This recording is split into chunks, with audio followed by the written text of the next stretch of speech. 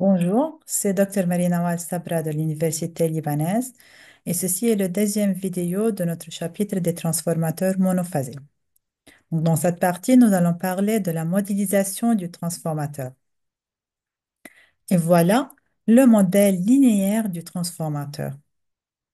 Et donc, dans ce modèle, nous allons voir qu'il y a plusieurs éléments.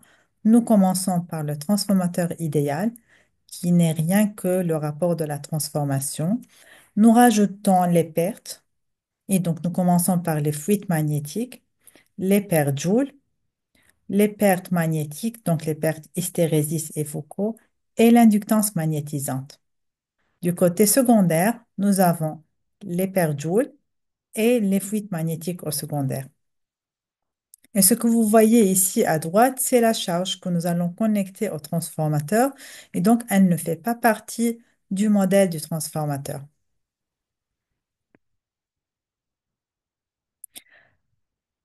L'image ici, c'est un transformateur physique avec les deux enroulements et les fuites magnétiques.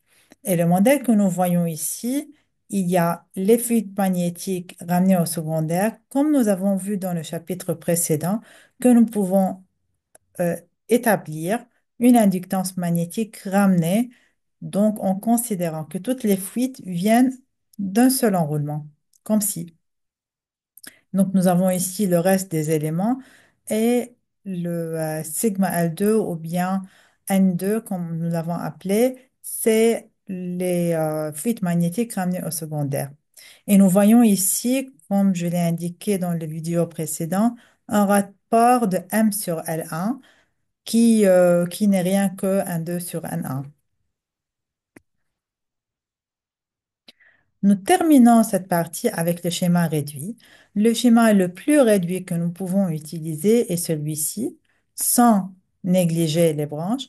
Tout ce que nous avons fait, c'est en fait d'enlever une impédance qui est en série, qui est l'inductance de fuite et la résistance qui représente les paires Joule, et la ramener au secondaire.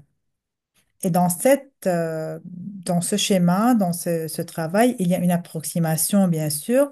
C'est que si nous revenons au côté gauche du schéma, I1 et I1', nous avons enlevé, en fait, l'impédance qui avait un courant I1 qui passait dedans et nous l'avons mis du côté I1', sans vraiment avoir droit à faire ça. C'est une approximation, mais c'est une approximation que nous considérons infinitésimale au second degré.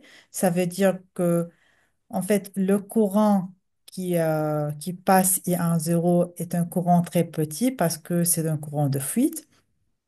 Et les impédances concernées sont très faibles parce qu'ils sont des impédances en série. Et donc, l'erreur que nous commettons en enlevant cette impédance de la branche dont I1 va passer à la branche dont I1' va passer est une erreur qui est très petite au carré et donc elle est négligeable devant les autres pertes qui sont dans le schéma. Et donc, elle est acceptable. Et c'est ce schéma-là que nous allons utiliser dans la suite.